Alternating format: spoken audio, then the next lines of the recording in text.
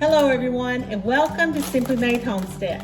Now, I had one of our viewers request more like everyday kind of recipes, and tonight we are going to have one of our favorites is creamed asparagus over toast. And I thought, you know what, I'll take you guys along with me and we'll make it together. All right, so the first thing we want to do is we want to get the ends taken off of our asparagus. Now, I like to do it this way. Some people will just cut the ends off, but this way you know exactly what the tough part is, and you're removing the tough part. See, like this one, it's short, this one is long. I don't care. Good for the compost. But I know I've got nice, tender asparagus that's going into my dish if I do it this way. Now, this asparagus we didn't grow, unfortunately. Our nice big asparagus patch we left at our old house, so we're still working on getting a new one started, and it's not near what our other one was, so that's something we've got to work on. But this asparagus here, I just picked it up at Costco, and I do like the thinner asparagus. I don't like the really big fat ones. But while I'm doing this, I'm going to get some water started because we're going to just cook our asparagus until it's tender. All right, so I'm going to turn my water on high. Put a little salt in there. We're going to get the asparagus itself salted. Put the lid on and get it going. Now, for this recipe, you take about 1 pound of asparagus. I may have a little bit more than that. And then I just kind of line it up like that. Cut them a couple of inches long. And then I'm going to pile them in the colander because I want to give them a really good rinsing before I put them in the boiling water. Now, I didn't grow up eating asparagus. It was never in our house, and I had never had it until I married Andrew. And now I just absolutely love it. It is delicious.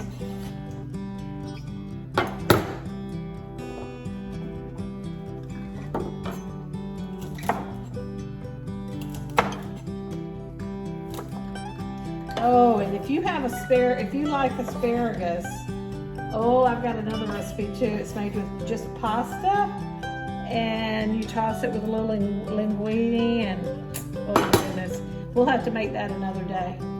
It is so good. And Italian food is absolutely, okay. It's my favorite next to seafood. Seafood is definitely my first. Give it a good rinse. All right, so the asparagus has been rinsed. The water is almost boiling. I'm ready for the asparagus, and it's not going to take long. So we're going to go ahead and start this. Start our little frying pan over here. I'm going to put it on a medium setting. Now, my stovetop does run pretty hot, but get you, like that's about 1, 2, get you a couple of tablespoons of butter.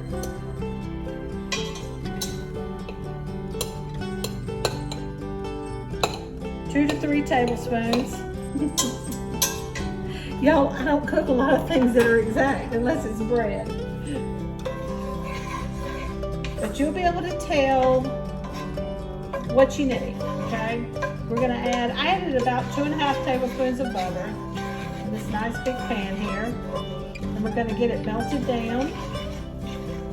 Because if we need to add a little more butter, we can, or if we need to add a little more flour, we can, but I'm going to show you what we're looking for so you'll know, okay? You can start with 2 tablespoons, you can start with 3.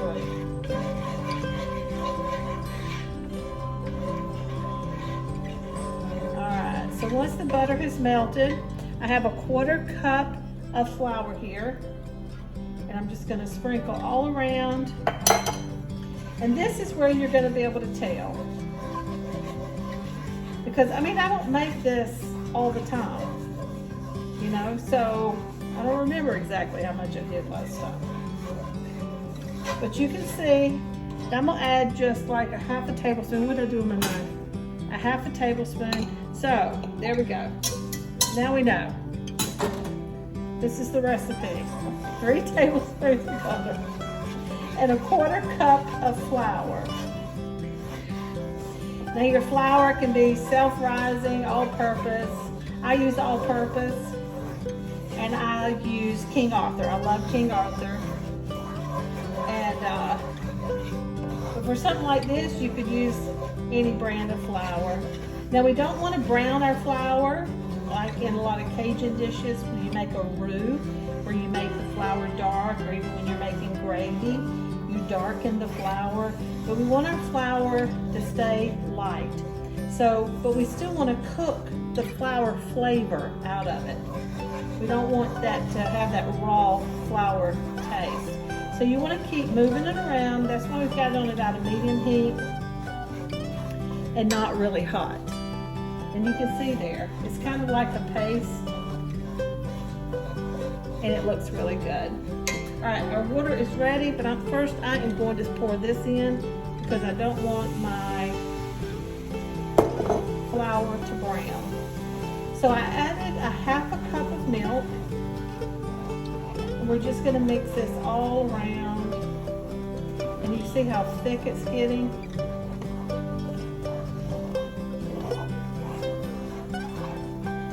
It kind of looks like, it reminds me of mashed potatoes. That's what it looks like right now.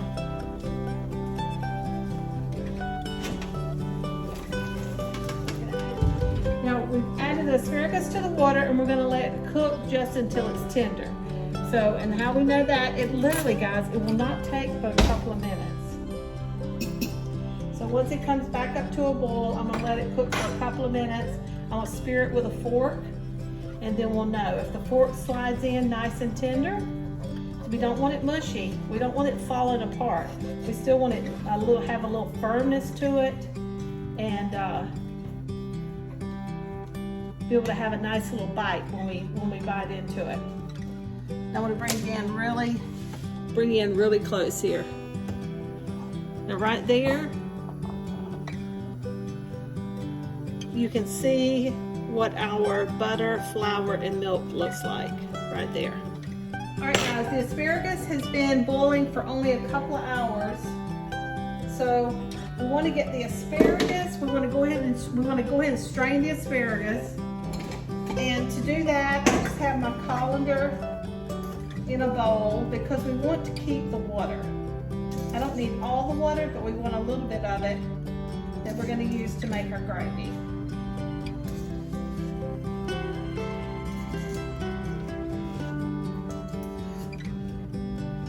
There we go, just like that. Now I'm not going to rinse it because I want it to stay hot, because it's all going to come together super fast and we're going to be ready to eat. All right, I've got toast in the toaster, so I'm going to mash the button on it, get it going, and it'll be time to eat in just a minute here. All right, so I've got the stove back on this, and we are going to add, it's going to turn out to be about a cup of the asparagus water to our mixture here.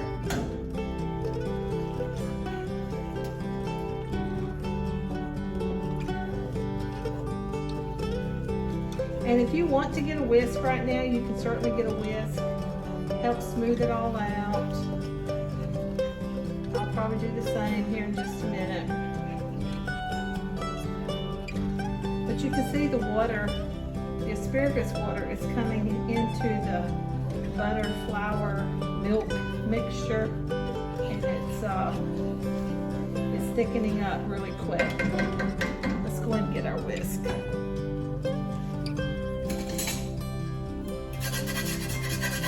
We just want to smooth it out. Now, even though this is going to take about a cup of the asparagus water, if you add a little at a time, it's much easier to get it all to blend.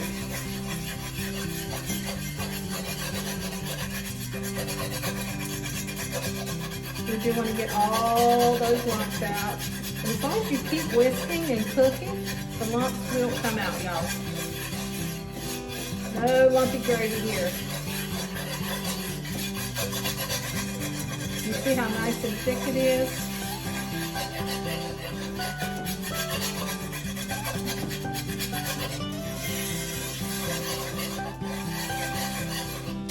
Alright, so we're going to put one more scoop in there of water.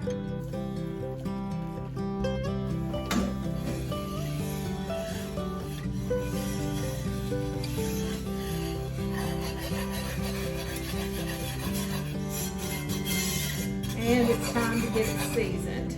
Now for seasoning, y'all, you saw that. I just did a big old pinch of salt. My husband loves pepper, which I like it too. Sometimes it doesn't like me.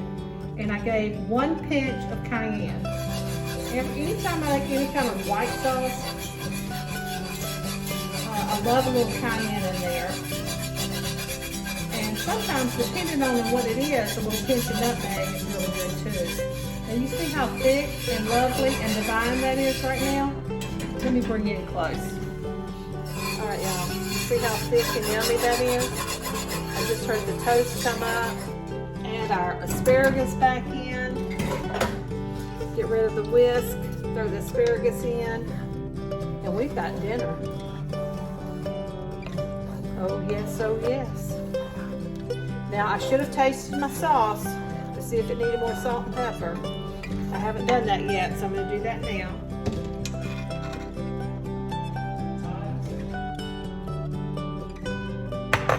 Yes. All right, needs a little bit more salt, but not much. And there you go. And now my husband will come along and he'll add more pepper. A couple of forks.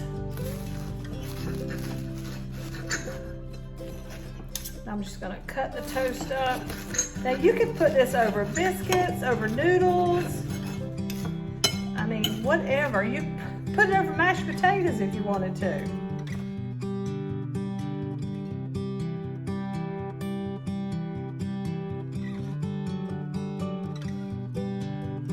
I thought cutting it up by a knife would be better, but forget that. It's so much easier just to do it like this.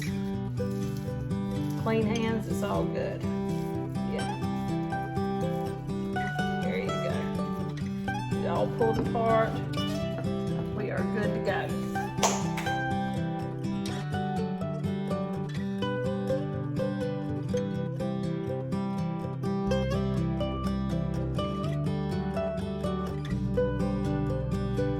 Wow, that Let me get the thing turned around first.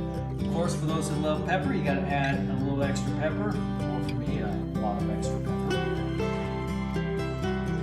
This has been a favorite of mine, and Marian's.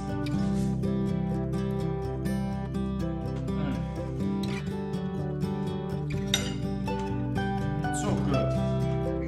Well, thank you so much for watching. If you got any value out of this and you want some more great plans for meals and desserts and other home-cooked items, hit that like and subscribe button. Thank you so much for watching, Marian and myself. Take care. God bless.